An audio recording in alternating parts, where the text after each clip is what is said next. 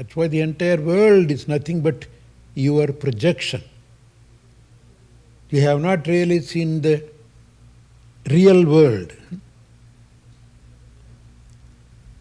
You have given your color to that world. That's your world, fine. But the other person can see it with his or her color, and that's her world.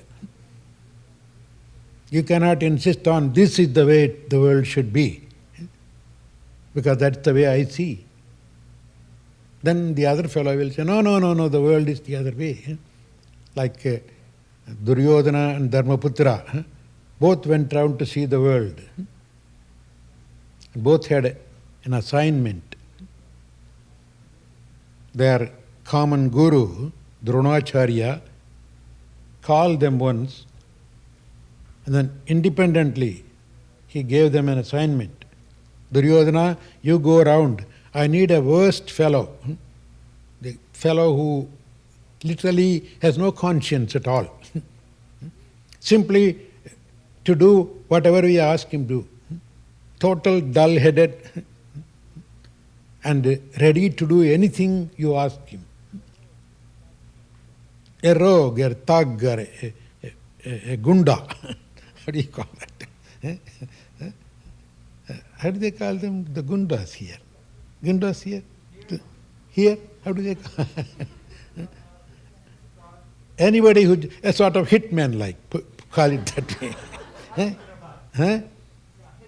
A hitman. Go, find a hitman. I have some work to do, and only that kind of person could do. That was the assignment given to Dharmaputra, the senior brother of the Pandavas. He hesitated a little while. Sir, do you really mean that? Yes, you have to go and find the worst fellow in the country. I don't know whether I could find somebody like that. Just because you say I cannot say no to that, I'll go, try. Then he called the other senior of the cousins group, hundreds, Duryodhana. And he told him, Duryodhana, I have a real good job to do. I need a total, honest, clean person.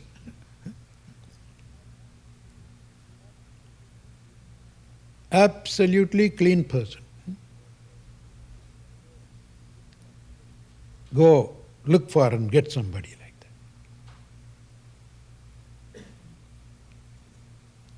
Do you think I can find an absolutely 100% clean person in the world outside?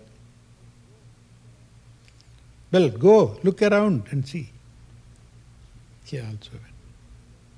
Individually, he went this way, they circled the whole country. Then Dharmaputra came back,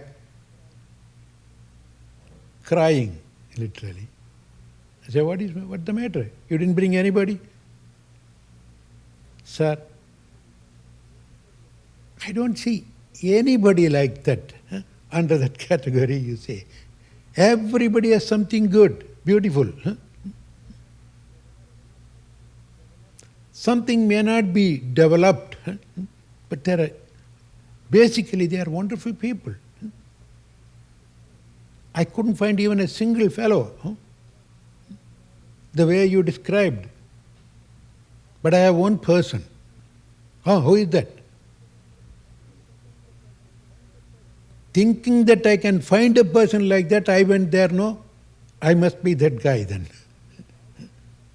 I even had the audacity to think that I can pick up a fellow like that.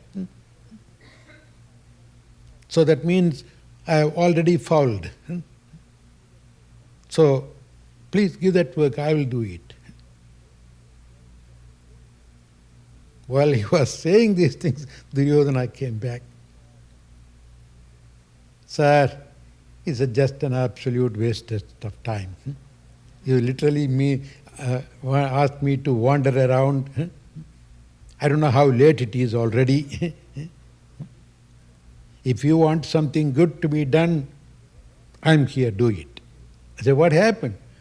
I couldn't see any good person in the whole country. Everybody is a cutthroat rascal. Huh? I just wasted your time and my time. Just tell me what to do, I'll do it. No? Look at that. Huh? Both the guys went round the same country, investigated the same group of people. Dharmaputra couldn't find one single bad man, whereas Duryodhana couldn't find one single good man. So who is right? Both are right. Because he went with that kind of eye to see a dirty fellow.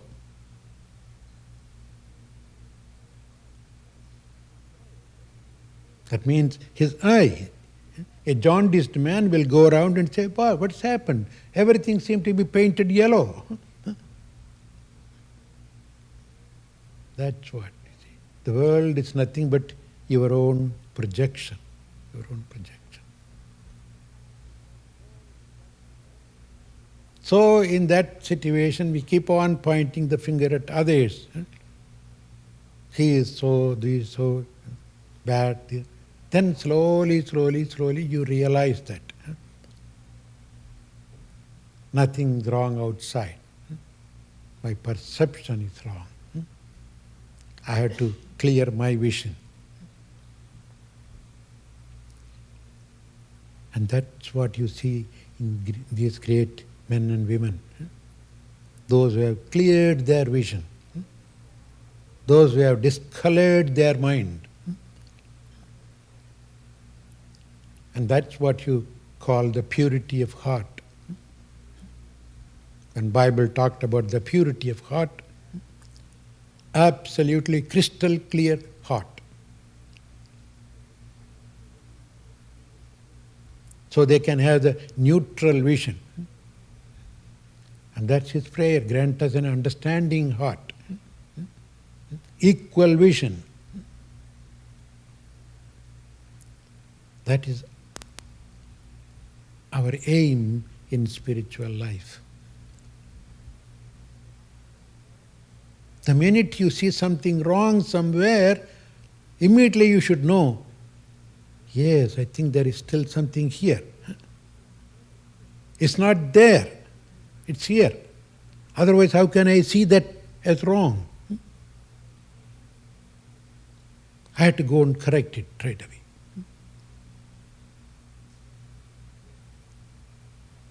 There was a great learned man in South India. You might have heard of Thiruvi Kalyana Sundaranar. It's a great man. He once wrote to say that Ulagam polladu engindrar, ulame polladu ena arindhen. He said, people generally seem to say the world is bad, but now I realize that there's nothing wrong with the world, my mind is bad. And that's what we see in a movie theater. We say the screen is bad. Because that's where you see all the problems. Either a funeral or wedding or fight or love, play or war. But literally there's nothing wrong with the screen. It's a crystal clear silver screen. Then what causes the screen to show all those things? The impressions in the screen, in the film roll. Our mind is like the film roll. We have a lot of impressions already. We even say what impresses you more. That means what kind of picture you took and developed it here. Every thought is an impression. Our mind is filled with thousands and thousands and thousands of impressions. ஒரு பொழுதும் வாழ்வதறியார் கருதுபவ கோடியுமல்ல பல. Thiruvalluvar says, people cannot even live the way one has to live even for a second, but what they think is millions and millions of thoughts. Every thought colors our mind.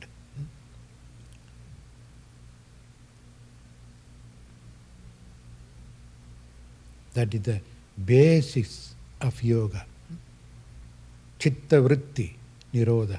Chitta vritti nirodha. When we call ourselves yogis, this is what we should be doing first.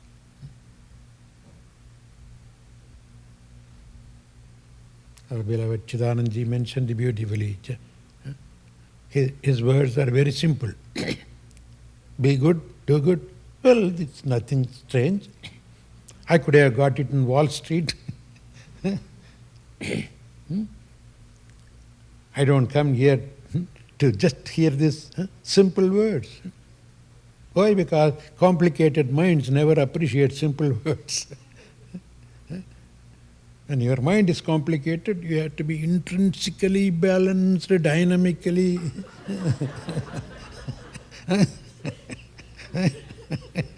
With all the words of learned length and thundering sound. Then, he says something. But did you understand? I couldn't really figure out what it was. But it was beautiful talk. It was a beautiful talk, but I couldn't understand a word of it.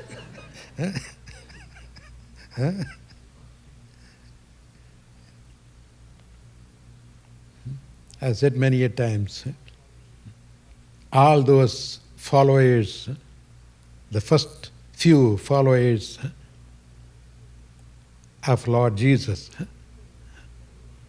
I don't think anybody of them were as an MA, PhD or a degree holder. In a sense, they were total illiterates. They were just simple, ordinary fishermen. Right? They became the apostles afterwards. I go one step even further. They were not even fishermen. Forget about their learning. They couldn't even fish properly. Otherwise, why should they be leaving everything and follow him? If they were able to catch enough fish and sell a lot of money, they would say, hey, we have our business, you go.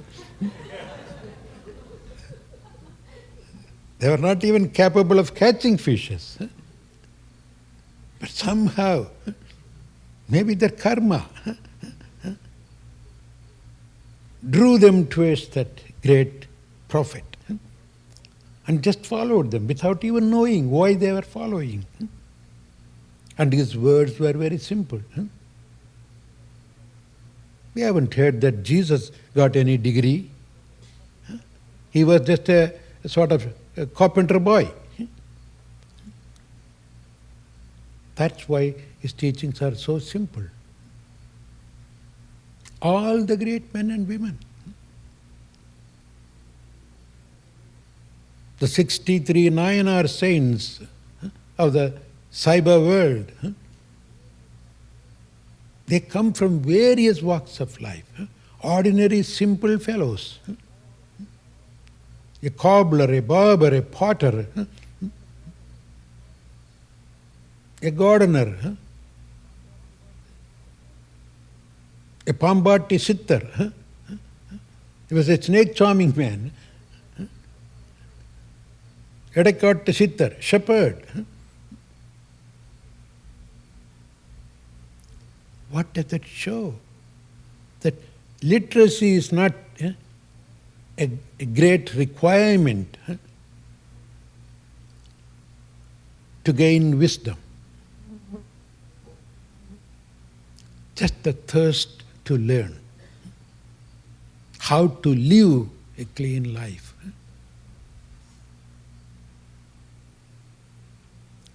That is the reason why his words are very simple, and that is the reason why his words spread far and wide, all over the globe, that fast.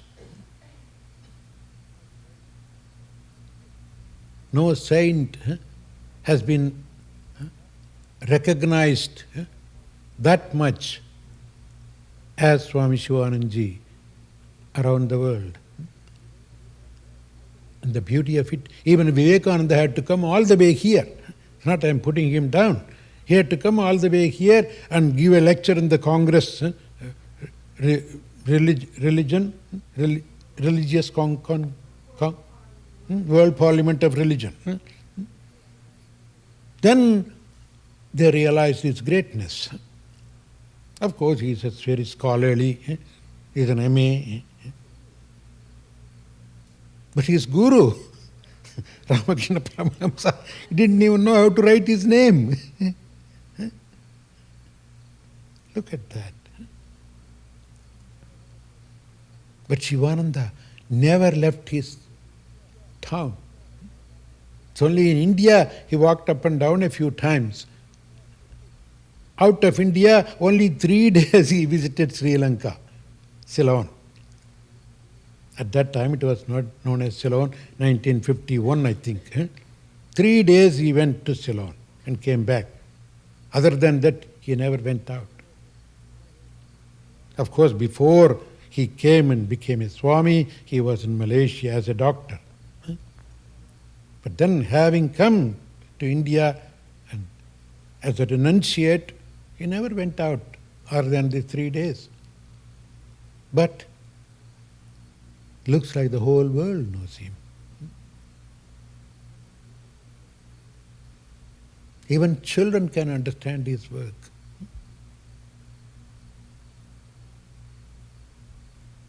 That's why his words are very simple. He would just summarize the entire philosophy of all the religions with these 4 words. Be good, do good. Or sometimes he finds some other pills. Serve, love, meditate, realize. Then later on he added 2 more pills. In the beginning, serve, love, meditate, realize. That's all for a long time. Karma yoga, bhakti yoga, meditation, Raja yoga, and Jnana yoga. Serve, love, meditate, realize. Then he simply added, maybe he was singing and there was a little space to fill up. So serve, love, give, purify, meditate, realize. Then what else can he say? Be good, do good, be kind, be compassionate. How simple it is. That's